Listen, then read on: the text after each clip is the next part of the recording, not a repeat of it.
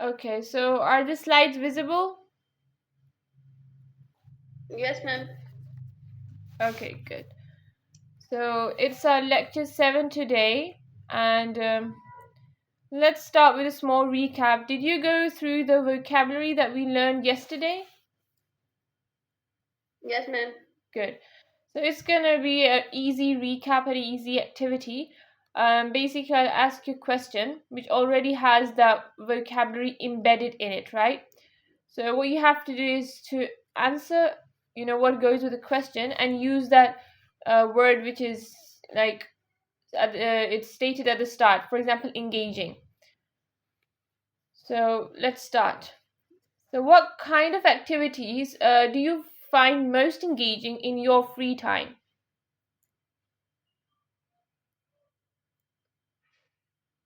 Yes, this is a very interesting question. In my free time, I engage with different kinds of activities, like reading the different books and badminton, playing badminton with my child, and badminton with my neighbors as well, and other such type of activities I do in my leisure time. In fact, the in the leisure time, I mostly want to some such things that is near to my heart, and that I like to do that I like to do. That's why I usually read the books, like previously I have read a book, Mustafa, that was Hmm. the book that was written about the holy, that was the story and in which I have felt the importance of the Holy Quran, and how we can utilize the Holy Quran in our daily life. For the This is actually the code of our life, and that's why I read it and I enjoyed very well. I was also engaged with the different playing activities like badminton. I have told you earlier. During badminton, I remember I could recall uh, my childhood time when I was very much fond of the badminton, and I was also engaged at that time. Uh, I was engaged in different type of the badminton games in my even in school, and in my club system. I was the player at that time, and after a long time, when I now I when got back to home from the office, I mostly engage with the badminton in my leisure time. Okay, so it seems that you're a sport lover, and well, badminton is a very interesting and engaging game. I would love to play that too, but again, shortage of time. But yeah, your free time is a very productive one. You have good and healthy activities, right? So, okay, can you first, before moving to the next one, can you pronounce the word time for me? Time.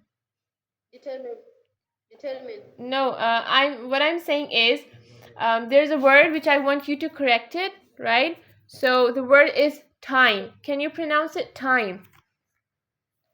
Time. Okay, okay, ma'am. Yeah. Time. You were saying time. So you have to make the Time. t sound. Yeah, time. Oh, okay, ma'am. Sorry. Okay. No problem. Okay, so next question. Determine how do you determine whether a movie is worth watching? Do you want me to repeat that, or you just can make your question up? Answer up, sorry. Yes, ma'am. Let me think once again. Let me recall the different ideas, Okay, no and I'll problem. respond. No problem.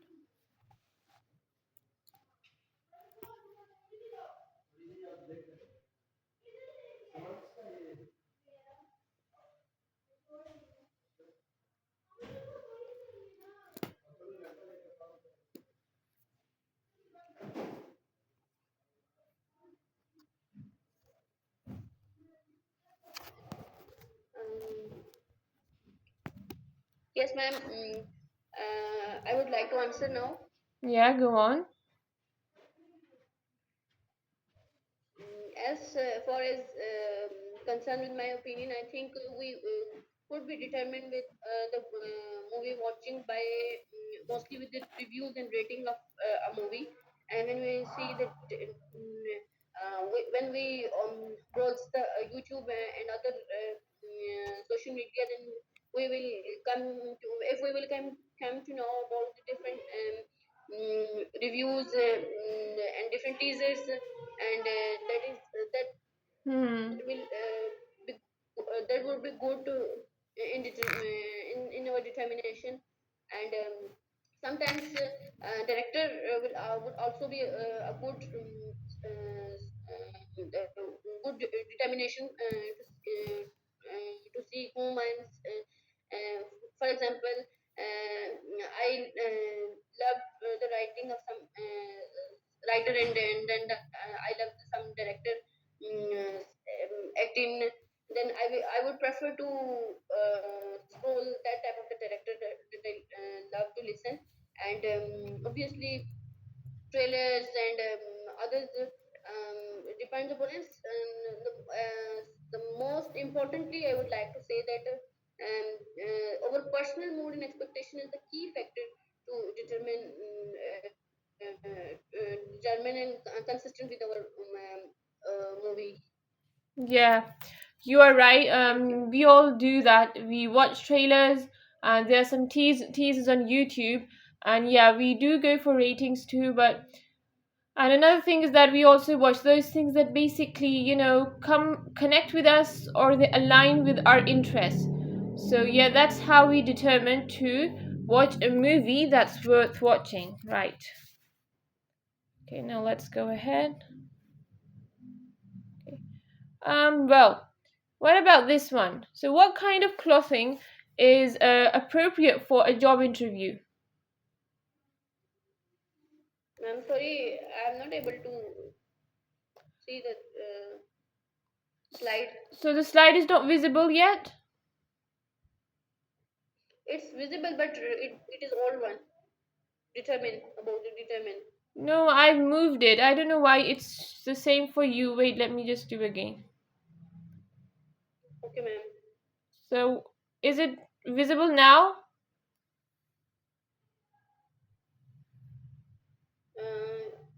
No, ma'am. It's not visible still. So, it's How stuck did it? for you. Wait a minute. I think Let me correct it.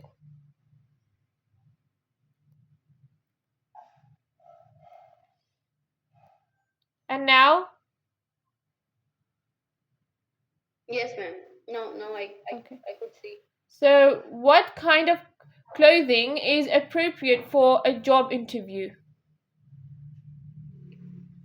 What do you Yes, think? I think I think the most appropriate clothing for the job interview is depends upon the color and as well as the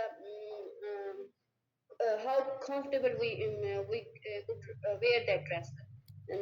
Because during the job interview we are interested with the we are attentive with our wearing, and we are not comfortable, and we are sitting like a means we are studying the something, and this is not be appropriate. So I think during the interview, while conversing with the interviewer, we must wear the dress that should be comfortable with us, and also wear the dress that should have the some attractive color. Like I would prefer to wear the dress black. I think this would be appropriate from a job interview. Yeah, that's a very formal and a good color that you chose. So good answer. Well curated. Okay. So, well, have you ever? Can you see the slide? Yes, ma'am. I could Okay. see. So, have you ever felt reluctant to try something new? And if yes, then why?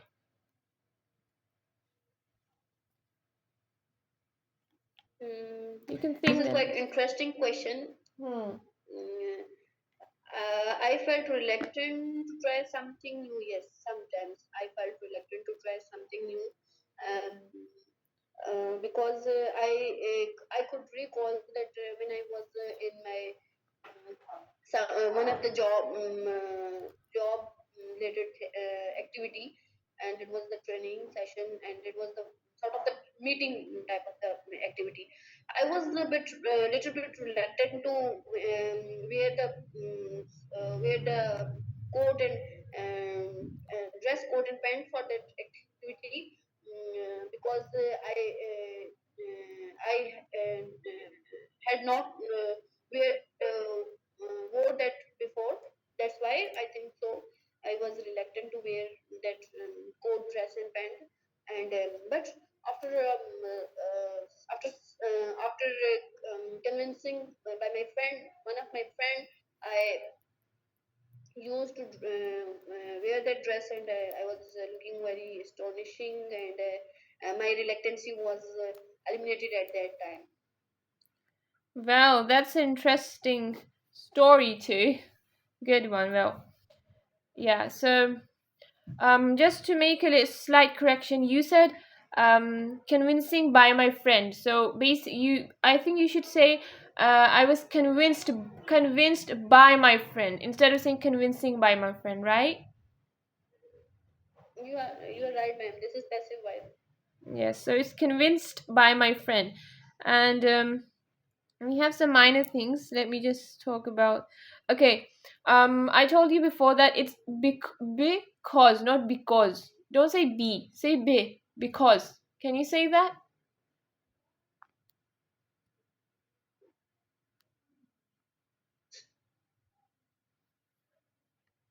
Am I audible? Actually, ma'am, there was connectivity error in listening your word because, but sorry, could you repeat it for me, please? Can you say the word because? Because. Yeah. So when you're even giving your answers, try to remember if there was any word on which we have worked before regarding the pronunciation. Try to put that pronunciation which I told you. So don't say because, don't say a B, say because. Because. Good. So now, okay, so another one. What can you see the slide? Yes, ma'am. I could say. So, what are some ways to enhance your speaking English skills or English speaking skills? This is a quite relative question to my class nowadays. Yeah. I think there are different ways to enhance my English speaking skills. First of all, I must regularly practice what you have told me, what my tutor has given me assignment. I must recall regularly, and I must practice it regularly. In this way, I could even enhance, not even enhance my even not even enhance my skills, but also polish my skills, and this would be good for enhancement of my English speaking skills. As far as it is concerned with fluency, this is also a little bit connected with the fluency, also connected with the practice. If I will speak regularly and use the words that you have given us in the assignment, and inshallah, hopefully, I will enhance my English speaking skills in this way as well. Yeah, inshallah. So it's all about practice and regular practice. So very good, very well answered. Can you say this word for me? And And and slight detach, a very slight detach. and Yeah, not and, but it's what you do is you make the D sound very strong. You like and, like something like that. Try to say and. Make a D sound, but don't make it too strong. and Yeah, good. It's now better. Very good. And thank you. okay, so Moving to the next one. Can you share a time when you had to be resilient in a difficult situation?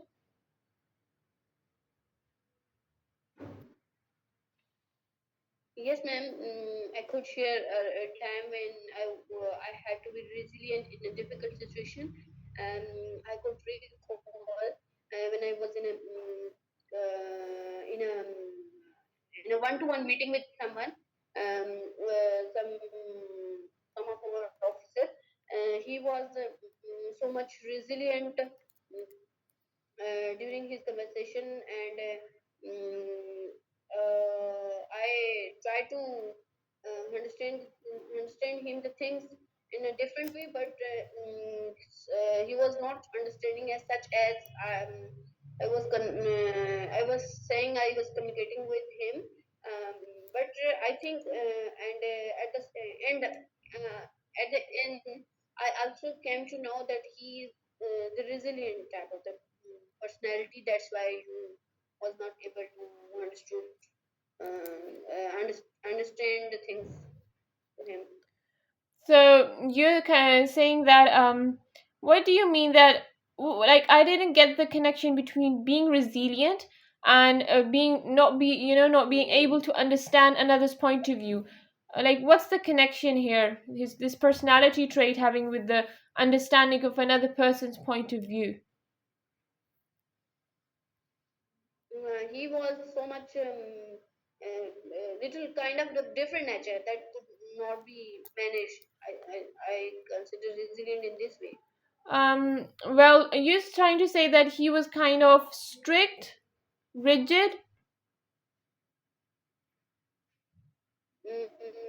Yes, he was kind of a flexible person that could be changed by someone at any time.